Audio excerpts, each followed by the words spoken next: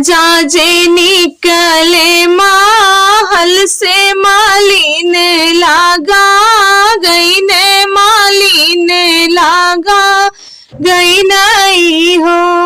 मालिन तने ही कुल के बाइलिया कावाने गुना बाउर, कावाने गुना बाउर हो।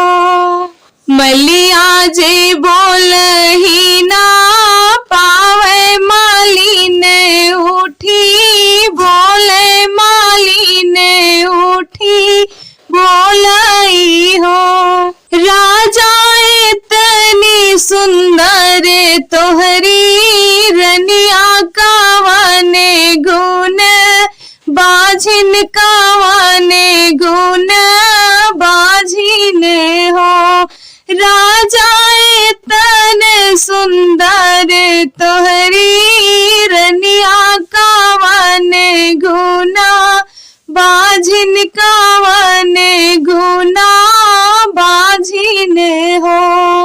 मलिया मलिनिया जे सोए झझक उठी बैठे, झझक उठी बैठाई हो। मालिन के करे भाईन नंद लाल के करे वंश जागल, के करे वंश जागल हो। महल में जन्मे लालनवा बधैया भले बाजे, बधैया भले बाजई हो।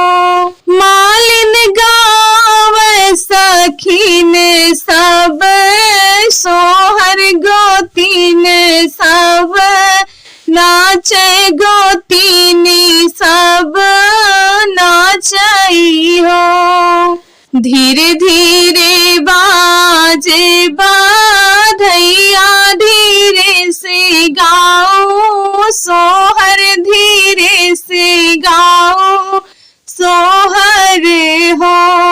सखिया सुनी लई है जात के मालिनिया, सोनन चली आई है, सोनन चली आई हाई हो। सखिया सोनी लई है जात के मालिनिया, सोनन चली आई है, सोनन चली आई हाई हो।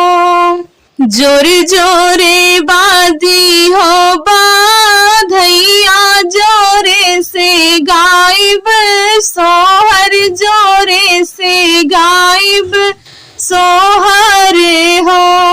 राजा नीचे ही जाती के मालिनिया भले ही चली आई है, भले ही चले आई हाई हो। चुप रहाए रानी, चुप रहा कुछ नाही जानो, कुछ नाही जानो हो। रानी जतिया के नीचे मालिनिया कहाया नीर बसिया का